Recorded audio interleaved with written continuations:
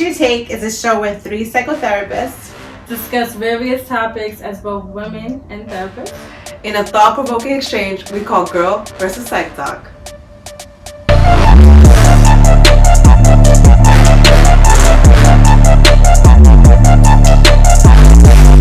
Hi guys, so today's show is about emotional fragility. So I have here Taisha and Lourdes, and I'm Danielle. And this is What's Your Take? We're going to either answer as women or therapists. Okay. So, emotional fragility, basically like paper-like skin. These are individuals who cannot handle any criticism, and they usually have very maladaptive ways of dealing with it. So, my first question is, how do you deal with a loved one who can never take responsibility and they're part of the relationship problems? Way to go deep. Dive right into it. Right. Yeah, so just to give you context, these are the people that, like, let's say they tell you last minute to meet them someplace, but then they get upset that you you didn't come on time, but they told you like last minute. So when you say to them, I'm sorry I'm late, I'll try harder next time, but like I need some advance notice, like no, they're perfect. There's a million examples. These are the people that are perfect. They did nothing wrong. It's all you all the time because they cannot accept responsibility.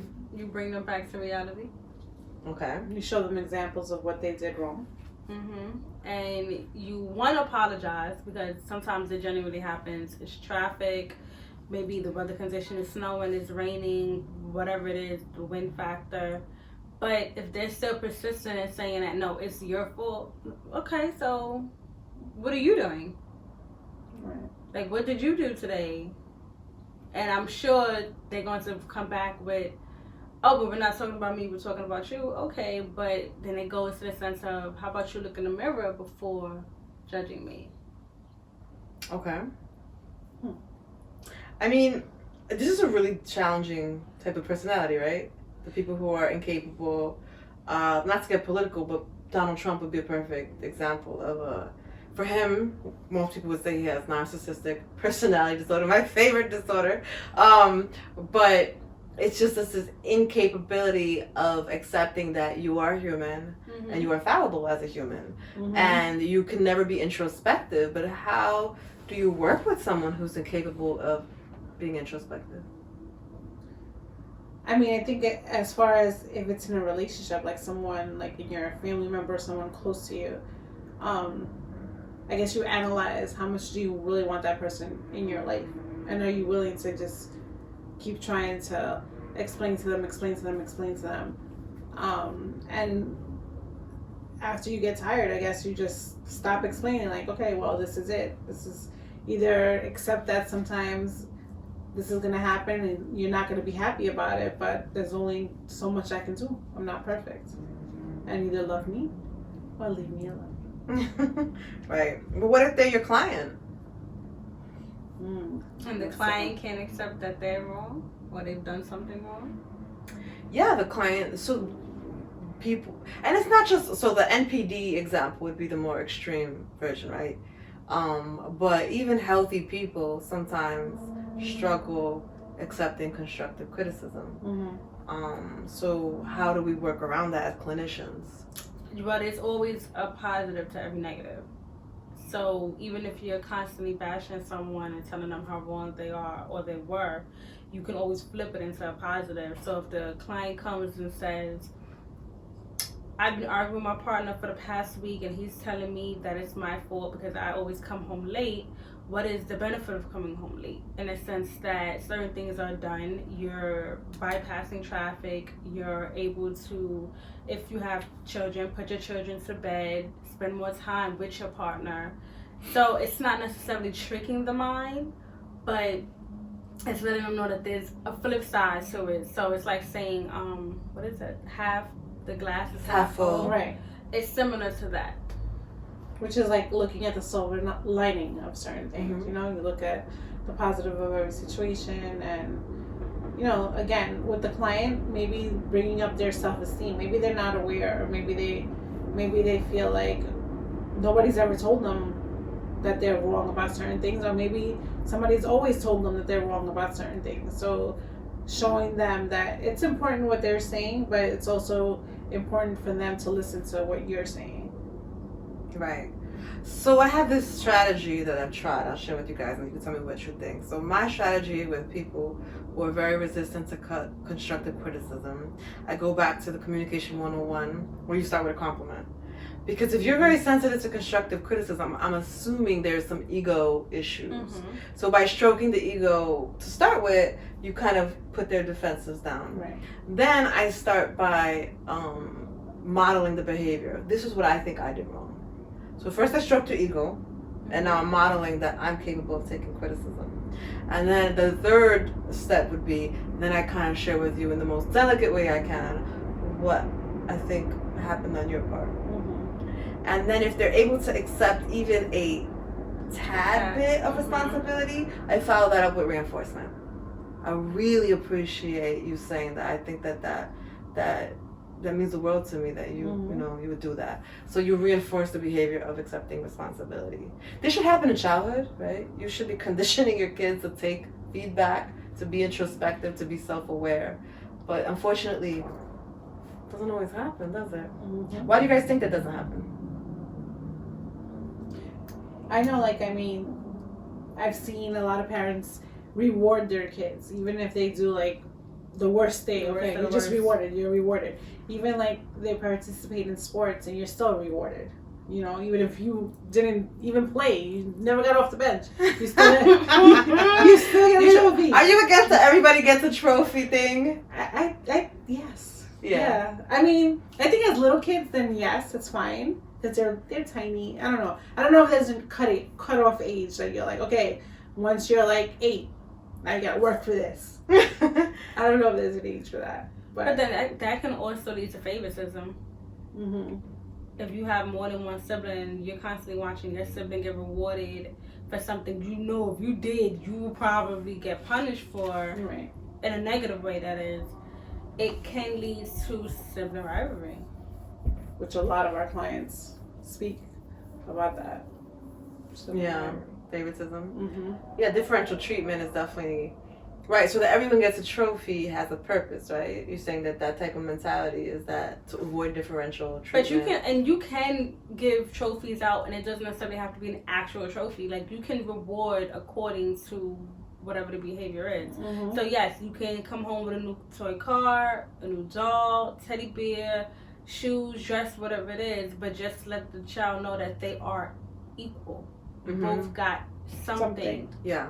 It's funny because it makes me think of play therapy. I know that when I'm working with a child in play therapy and they're coming from an abuse background, I always let them win.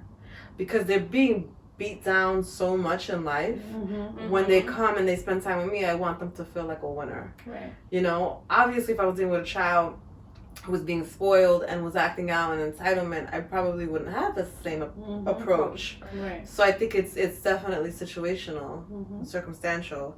Okay, next question. What's your approach with clients who lash out at you as therapists when you try to provide a different perspective? For example, they come into session and they'll say something like, "Oh my God, I woke up this morning and my mom was making noise, making coffee. Oh, she woke me up and I'm so upset. But mom is working. This person, let's say they're an adult child, is not working. Mom's taking care of the household and it was only up to make coffee because she's going to work." So maybe you want to say to your client, "Well, I understand that you're upset, but have you considered that?" Mm-hmm. And that client lashes out at you. Then how do you work? They lash out because they seem like you're favoring the mom more than them. You're not defending their perspective, which is they were wrong. Mom should not have made noise. Well, there's something that I've done with my clients. I actually had them write on a piece of paper I am responsible for. And I'll have them name maybe 5 to 10 things that they feel that they're responsible for on their end. Not naming anyone else, mom or whomever was there, so that when they look at it, they can actually reflect on what they actually were responsible for.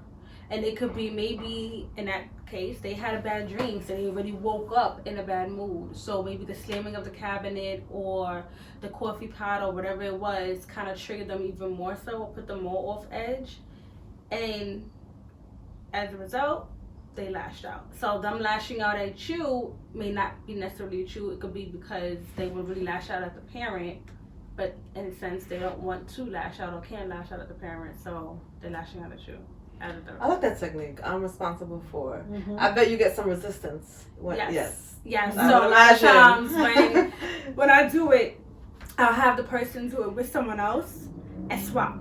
So they'll swap papers. So like they'll have their backs to each other, and they'll write again 5 to 10 things that they're responsible for, and then they'll kind of like slide the papers to each other, and they'll go one by one. But the point is, you don't just read 1 through 10 or 1 through 5 or whatever. You actually reflect on each and every one that you listed, so that you can see what you were responsible for and what the other person is responsible for.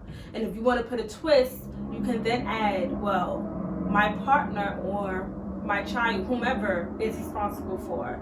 And you'll be surprised at what that person may feel that you did that you had no knowledge of. Yeah. But it's funny because when I said I bet you get resistance, all 3 of us laughed at this, like we smiled because we do this work. We know the amount of resistance you get. And that kind of like a light bulb went off in my head because I always say the research is clear that happiness is derived from the quality of your relationships. So a majority of your happiness, right? Of course you need food, shelter, etc. So if you have people, which obviously the majority of people are not looking at their own part in dysfunction and relationship dysfunction, how can they reach happiness? So a huge part of our role is to help them be better able at being introspective. Like let's say you tell me that you got into a really bad fight with your brother and you're upset, and then you don't hear, we're friends, well, we are friends, so you don't hear from me for 2 days, and then I text you and you got an attitude, and I'm just focused on the fact that Taisha had an attitude with me, and then you sit down and you tell me, something happened to me, you're my friend, and you ghosted me for 2 days, and then if I'm unable to be like, oh shit, that's really not cool, like I should have been more supportive. If I can't do that, I cannot have a successful relationship with you. And if I cannot have a successful relationship with you, I probably am having trouble having successful relationships with everybody. And therefore, that's unhappiness. And I mean, it's not easy to ever admit to what you have done in a relationship. However, if you want to grow as a person in the relationship, you will take on that part. So even if you can't get the person to write 10, definitely they won't write 5, but at least give me 1. And the 1 should be something solid that you can deep down say, yeah, that was me. Yeah. It's not easy, but the funny thing, like I look at my own personal life, I can take criticism very well, and I came from a background where like the slightest criticism, I was ready to cut your throat. Like I couldn't take it at all. So when I analyzed myself in that journey that I went on to try to improve this, this is over the course of 20 years, not like overnight. I was so beat down psychologically as a child that I couldn't handle a drop more. You understand? So I had to build myself up to then be able to handle, the imperfections that I had in myself. And I think that that's important too. In therapy, we have to analyze, is this client beat down? Like psychologically, have they been beat down so badly that their tolerance for criticism is like in the negative? And then maybe in the beginning we have to build them back up to then get them ready to be introspective, yeah? Which is like what we were saying about, what I said about self-esteem and, just I guess modeling that behavior also in them, like just showing them like that there's a different way. There's always 2 ways to see things, and not saying that you're wrong in the way that you see things or you perceive things, but try seeing it this way and see what happens. No, for sure. Okay. How do you handle communication with someone who communicates to win and not to reach mutual understanding? You said to win? To win. So those people who communicate and it's like they won't stop until you agree with them. They're communicating to win. Submit. Yeah, they're not communicating, I want to understand you, you understand me. We don't necessarily have to agree, right? But when they communicate, I won't stop until you tell me I'm right.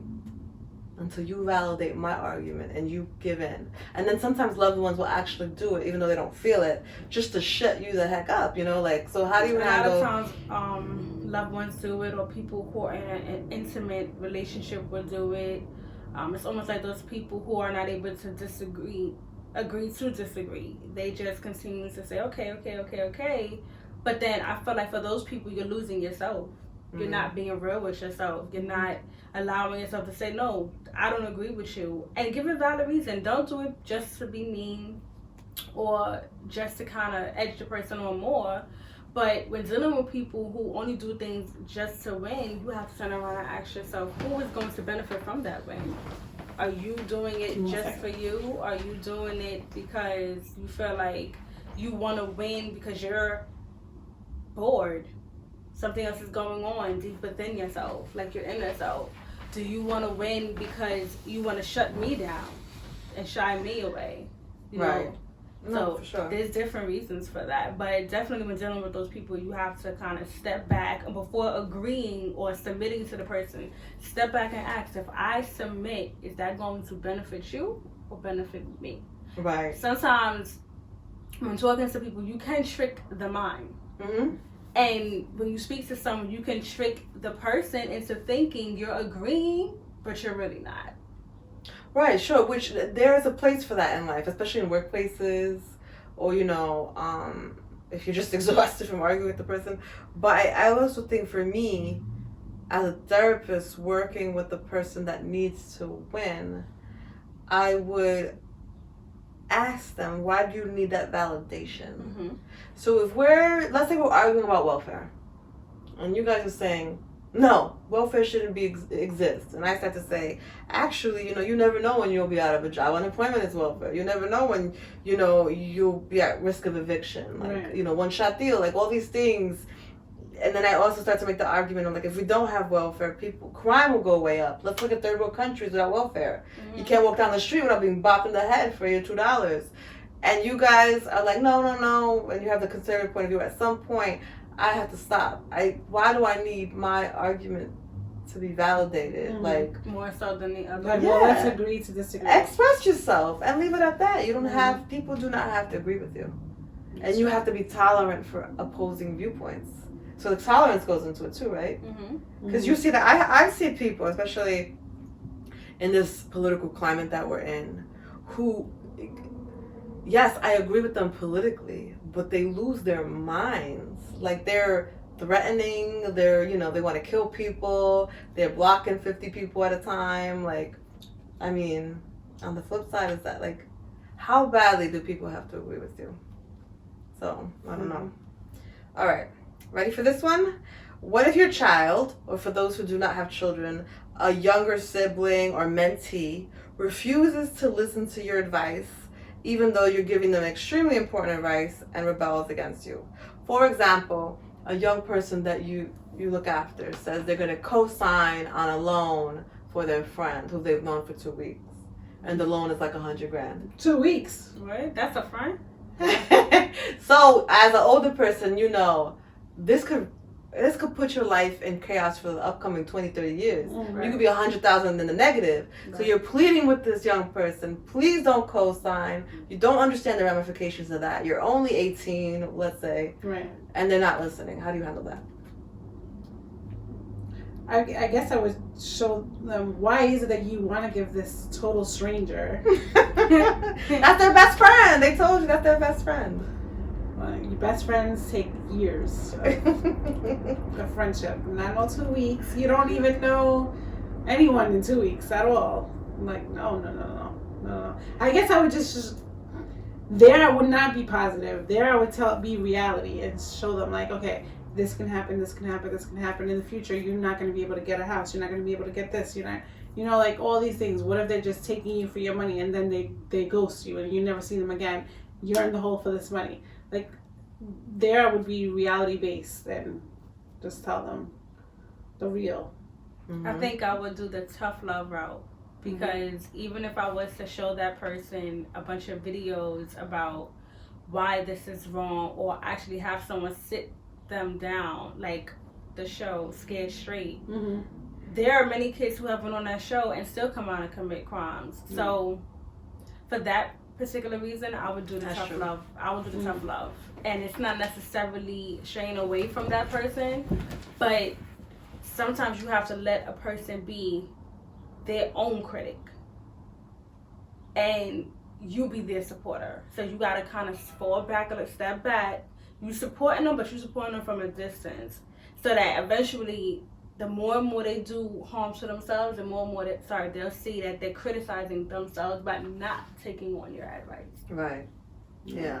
It's so funny that, because yesterday I was talking to one of my clients and something that she said, and I was like, didn't I tell you this like 4 months ago? She's like, you did, miss, you did. She's like, oh my God, I wish I would have listened to you back then. I was like, oh my God. So, I mean, sometimes they do listen. It just takes them longer. It takes a little while. I always have this saying. I said, sometimes you feel like it's going in one ear and out the other, but actually sometimes you're just planting seeds. Mm-hmm. And seeds take time to grow. Mm-hmm. So hopefully they didn't sign that loan before it grows. So. How do you differentiate between constructive criticism and put downs or even verbal abuse? Constructive criticism, put downs, or verbal abuse? Well, verbal abuse can just be somebody cursing at you. And if you're someone who was raised in a church home or someone who doesn't use profanity on a regular, that's abuse. You don't even have to really curse at a person. It could just be how firm the person is talking to you. So, for example, if I'm soft spoken and someone's yelling at me or they have just a higher pitch than norm, that's abuse. Or it could be seen as abuse to me. Mm-hmm. For someone who, with the constructive criticism part, it boils down to, I guess, what people call tough skin and how you view constructive criticism. It also means, like, if you're able to give your own criticism, and what does that look like? Are you the type that will always caress somebody and tell them they are the best ever, knowing they're horrible? Mm-hmm. Are you the type that will be real and be like, you need some lessons, and I'm gonna need you to sit down somewhere because you're wasting my money and your money too.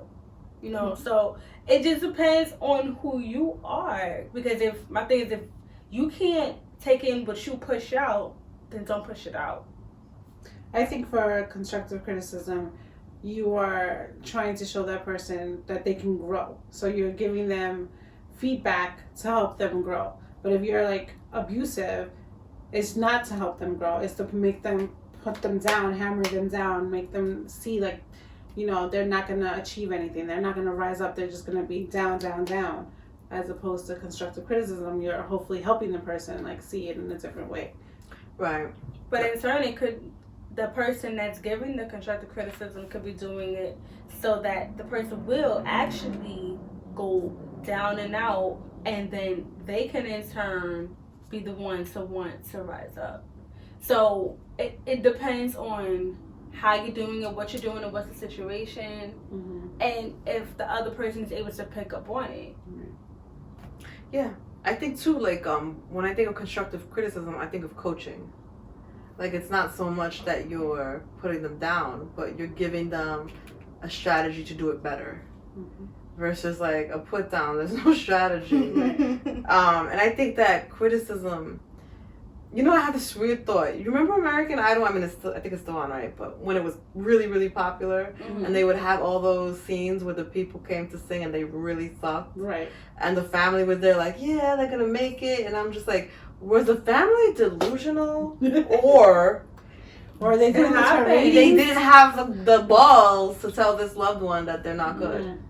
No, but it happens. I mean, like I said, sometimes people don't want to constantly give criticism because they know, oh, shoot, my child's out. They suffer from depression. So if I keep bashing it in mm-hmm. their head, it may lead to something else. Right. Or my child, or family member, rather, is suicidal. So if I keep coming at them in a verbal, abusive manner, then eventually they may go in the bathroom and hurt themselves. Right. Or cutting. That's so funny because this next question was actually, how do you deal with the person who does accept constructive criticism, but will do things like self-harm or have a deeply depressed episode.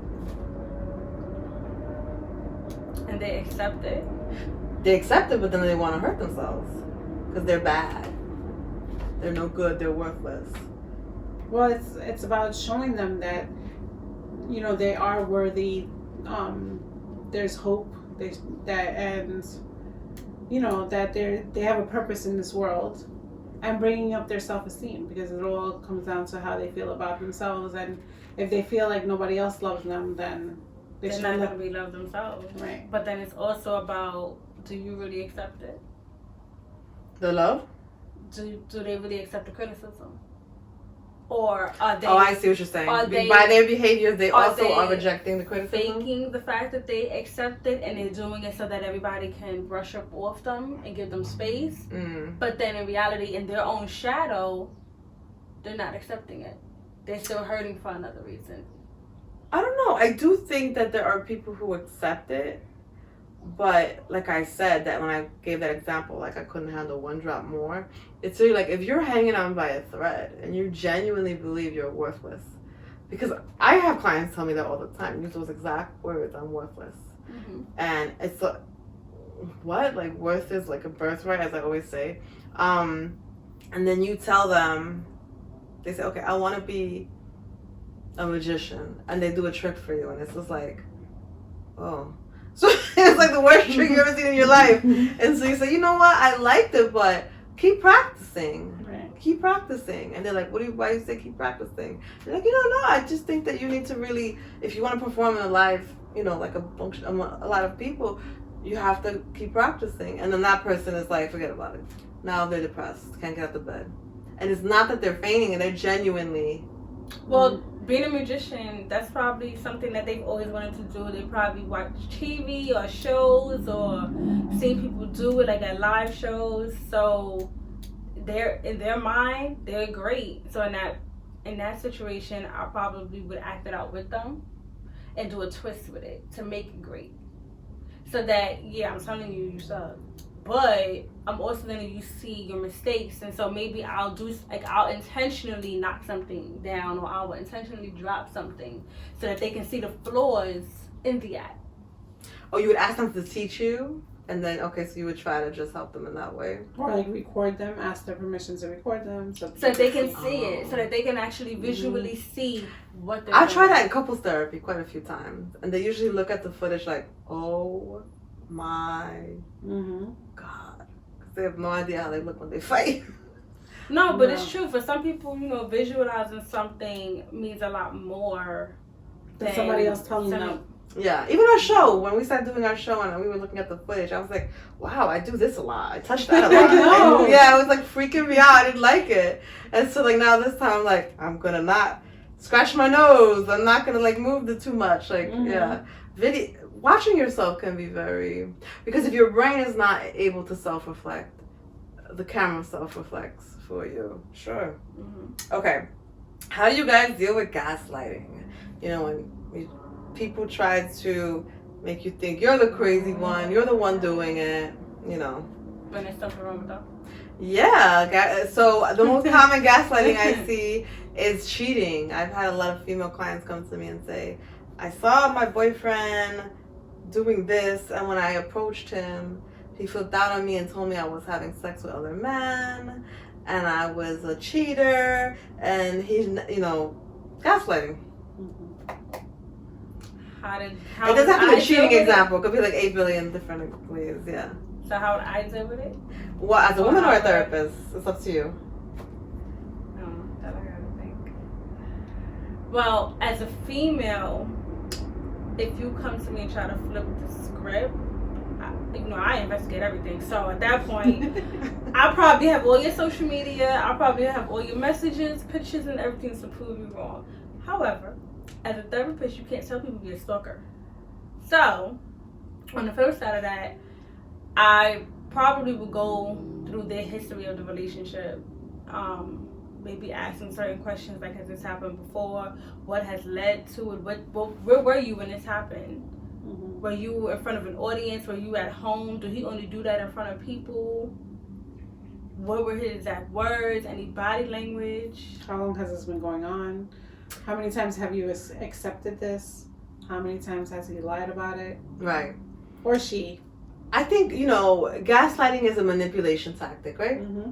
So when someone is trying to manipulate you, I think you just have to increase your fortitude. You have to increase your mental strength to not be manipulated. Right. Because if they're successful, you will begin to question yourself or feel guilty.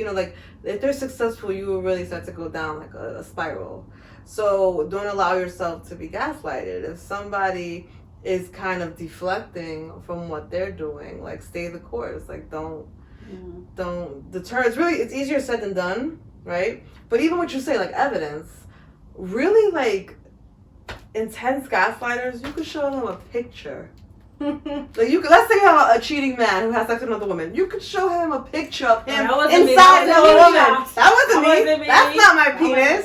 Like, I know what your penis look like. That's your penis. So it's like that doesn't even work sometimes, because no matter how much evidence you have, they will deny it. But that's why I said earlier with tricking the person to thinking that you agree with them. Right. You're right, and eventually they're going to tell on themselves without knowing it. But it depends on your approach. Right. Now, if you're the type of person that you're saying things and doing things out of your norm, then yes, they're going to know you full of it. Whatever. But if you kind of mix what your norm is along with tricking them to believe that you agree that it was my fault, they would start spinning things. Their behavior alone would start to unravel, because in their mind, I done got away with it. Now I'm about to go do something else. Mm-hmm. Yeah. Mm-hmm. I think one of the things if I was working with a client who was being gaslighted, my number one approach first is psychoeducation. You give them tons of reading material on manipulation, gaslighting, personality disorders that are most common to gaslight. And then there's it's really important to not be reactive. So as you guys know from past episodes, I'm very against the silent treatment. But I actually do believe when someone's trying to gaslight you. So let's say he knows you're not a cheater, you know you're not a cheater, you know that you're always home, you've always been a homebody, you have like one friend, you're not even that social, and you catch him doing something. So let's say he's then gaslighting, like, oh, what you've been doing and what's going on with you. Instead of being like, oh my God, I don't cheat, I never, instead of going into that mode, which is what they're looking to do, right. to flip the script, instead you go, interesting. Don't say anything. And they say, I think you're the one cheating. That's interesting. It's very interesting. Okay. And by doing that, you're not allowing the script to be flipped on you. Right. But that can only happen if you're educating yourself on, like, what are the best psychological strategies when someone is trying to manipulate your mind. And if you want to stay with that person. Because if you got a gaslight on your hands, but then again, that's why I'm single. So anyway, how do you deal with projection, which is similar to gaslighting? Yeah, I was just thinking. However, the big difference for me between projection and gaslighting, when we talk about, psychoanalytical defense mechanisms, they're not always conscious, right? Right. So when I'm in denial, it's not that I'm like manipulating, I'm literally in denial. So projection is not, the person's not manipulating. Their conscious mind is not ready to accept this, so they're projecting it onto you. So it's a little less malicious. Well, it's a lot less malicious, really. Right. But similar in a sense. So how do you deal with that? Role playing. I think I would role play. I would also maybe do like empty chair, like, okay, you talk to this person, how do you see it, just different strategies just to make the person see what they're One of the things I noticed about people who project versus gaslighting, gaslighters, they know what they're doing, they're going to keep their poker face to the bitter end. But with people who are projecting, who are unaware, I'll say, I see, in therapy, we often present psychological theories. We put it out there. Your job as a client is just to process it, play with it in your head, and tell me yay or nay. if I tell you a theory and you have a reaction to it, there's something there. If I tell you a theory and you're like, girl, what is this? This is not a sci-fi movie. Like, then I'm way off. And then I'll present the theory, like what I think they're doing, which is projecting, and you know, I give specifics.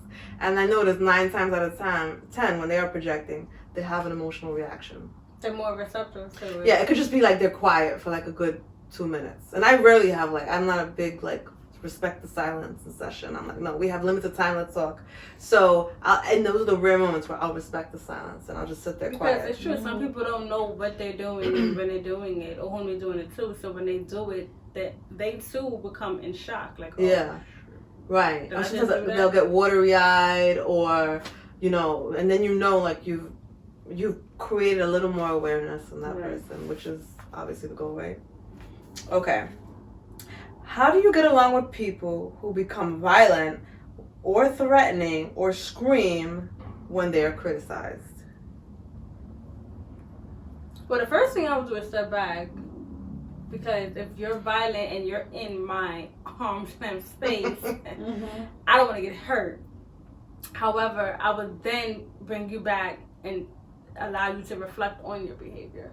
Okay. Because there must have been something to trigger you to make you go from 0 to 1,000. Like, what happens to make you so upset? What happens to make you so violent and so negative as to what I said? Did somebody say this to you before? How many times? Who said it? Why they said it? What happened after they said it?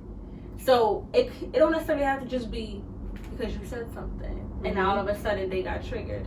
It could be they constantly hearing it, and it's like, all right, already, when are you gonna stop talking?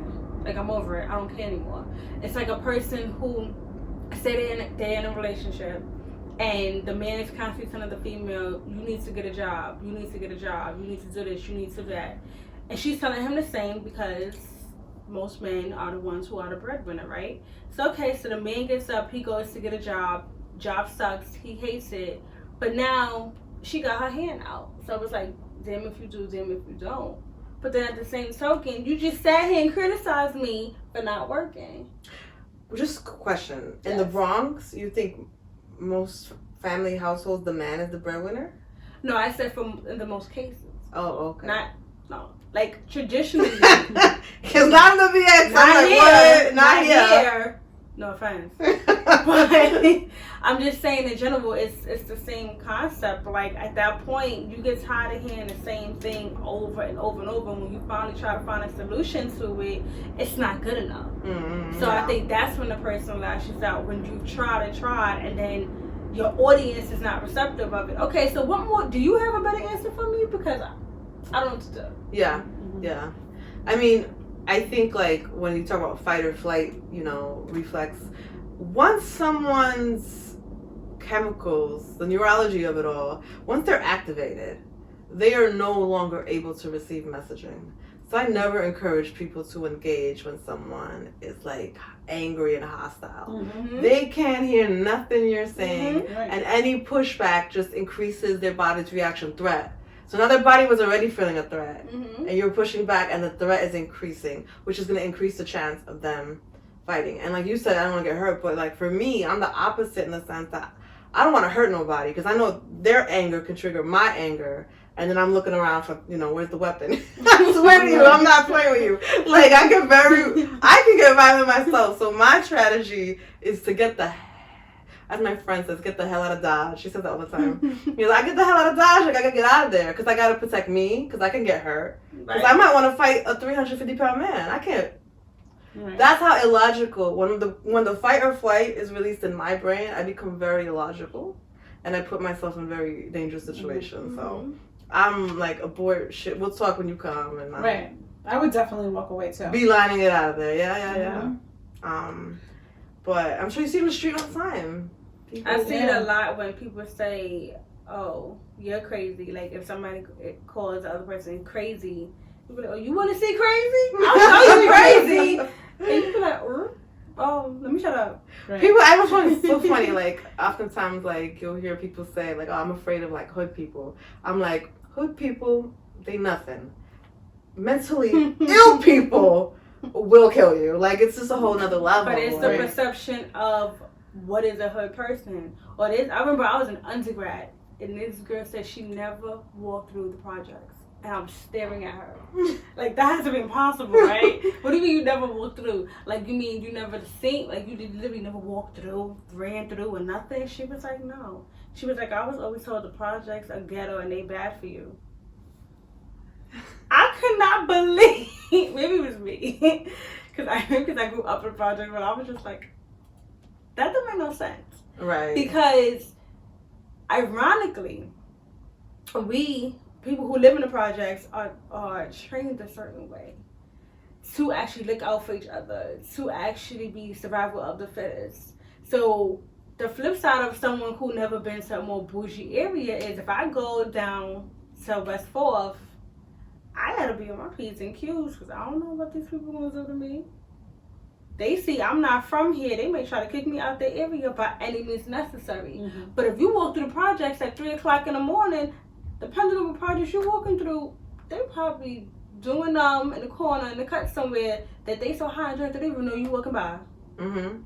You know, I actually don't support the projects. I support supportive housing, like what the projects is basically doing, right? Is you're giving an apartment to a low-income family who cannot afford the rent in the area, right? So let's say normally you spend $2,000 in an apartment, and the person in the project housing could be, based on income, could be paying $300. Mm-hmm. I believe in that, but I believe in the scattered housing model, which means that these apartments for low-income people are scattered throughout all of New York City in regular buildings. Right.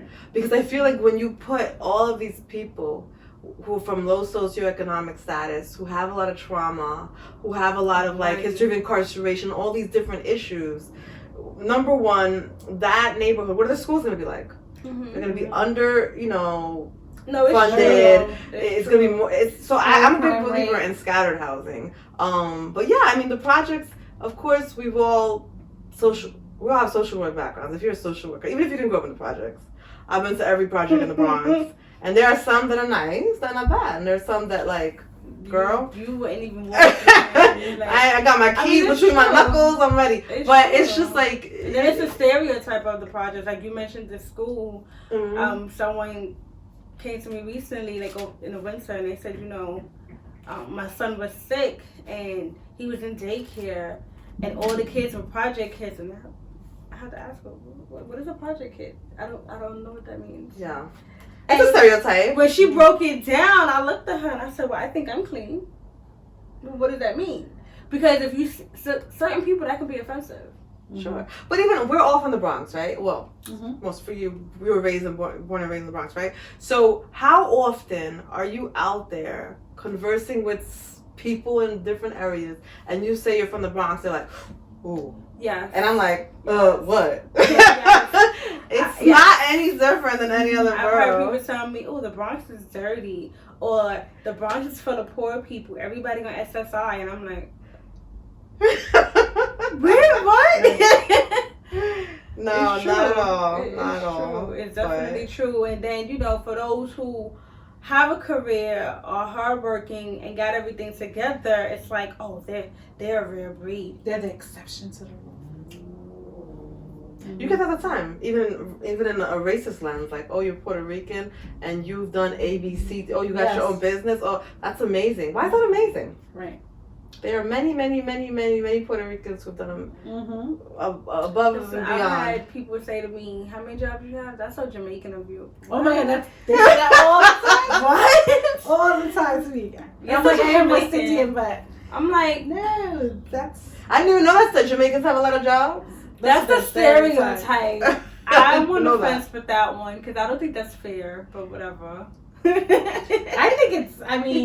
I try to take it as, like, yeah, I do work hard and I earn every single penny that I make, and I'm happy to work, and I earned everything that I bought. I earned it. Mm-hmm. This actually, we're like getting into a whole new topic, which could be a good one for our next topic, like living under the umbrella of like stereotypes and how that affects our psyche and our ability to achieve success, right? But yeah, I guess that I do have one last question. I forgot. How do you deal with people who partake in a great deal of self-praise, especially when it's unwarranted. Self-praise. Can you think of someone in your life? Yes. Would you like to call them out now? No, just joking. No. Would you like to drop some names? But it's basically, you know, that person who's just like, you Full of know, themselves. yeah, but like in a delusional way. Right. Like, well, one thing I don't do, and I don't think I ever will, is stroke anybody's ego. you what? You I know? would never stroke anyone's ego. Oh yeah. So, my personality is not someone to do it. I know females who will. Oh, you don't stroke your man's ego? No, he should have been a man before he got here. No, I'm not doing it. I'm sorry to tell you. So if you're someone who looks for that affirmation, I feel you, I hear you, have a good day, and I'm gonna walk away from you. Oh, so that's a big like turn off for you. Yeah, no, I'm not. There's so much going on that you can do for yourself to boost your own ego up. And yes, don't get me wrong, we've been down and out to where you have to call a family member or a friend like, listen, my self-esteem is like in the pits, help me out. But then it's also that person who puts themselves there or tries to live behind someone's shadow, and they do it because in reality they're nobody, or they're going through something, and instead of them saying, can you extend your hand and help me, teach me, show me how to be better, they rather knock you down. Right. That happens a lot. Yeah. The self-praise is a challenging one because now we're existing in the world of social media. Like the selfie, like people are posting selfies every day. Every day, I mean, 5 there's of nowhere to them. go now, so it's like. Well, yeah. But even before that, like Yeah. people used to ask me all the time, oh, Taisha, you might post a selfie once every couple of months. And my reaction is, I know what I look like. So I don't need to. That's a good one. I don't need to. I know what I And the look crazy like. thing is, I ask people, why do you post yourself every day? And they're like, because of the attention. So I said, from who? Because not all attention is good attention. So who are you truly seeking attention from? Oh, but hold that's- on. that's When you back post to a validation. I can say from a female perspective, when you post a selfie, you're gonna get like people inboxing you. Especially, and the more risque the selfie, the higher the amount of men that will inbox Especially you, the or even some angle, women. like, You know, Mhm. yeah. So you, not for nothing, they are being validated. Right. But that validation can be addictive, and it's a very shallow form of validation. yes. Which could lead to like many thousands of money into plastic surgery. Correct, because then you start to become overly focused on the physical self. Mm-hmm. And you know, let's call out a celebrity, for example. Look at like a lot of people idealize the Kardashians, right? Don't talk about my girls. Your girl. No, I'm not downing them. I'm not downing them, but is that maybe they're super, super, super happy people, but having to be some sort of physical ideal, especially as women as we age, Mm-hmm. that's not. I don't think that's happiness. All of my self-esteem to be derived from my physical self. But then that also goes to like people who are rappers, and I can think of one from the top of my head where I've seen pictures from years and years ago before she became popular, and she had nothing. And Who are you talking about? Now all of a sudden she got more than all three of us combined. I don't know where it came from. But which rapper are you talking about? Oh, you said you're not gonna name names? No. You don't know her. She ain't gonna contact us. And if she does, ka-ching, ka-ching, can you come on our show? We can... Kim, call us, all right? Seriously. And I was Who's thinking of Lil' her Kim? too. I was thinking of her. But actually I was Nicki Minaj? Nicki thinking Minaj. That's what I was thinking. And I've seen like pictures from before where she was small chested, no booty and nothing, and now she got everything. And I think her breasts even got bigger than what they were. She has an before. excessive of everything. But it happened to Michael Jackson, it happened to Lil' Kim, it happened to a lot of celebrities, and I think people of color are even more susceptible to it, where we're constantly feeling not good enough because the media is pushing this agenda, and then we begin to mutilate our bodies. Right. And there's nothing wrong with like getting a little lipo or doing a little something. I'm not downing that either. But once Right. it becomes But once it gets addictive, extreme, where your ass is Well, like you can't 50 even times, see the person's face anymore. yeah. it's true. It's Like sad. first of all, really it's sad. just for a side note, it's $500 per cheek every time you get a shot. What cheek? What do you Your mean? booty.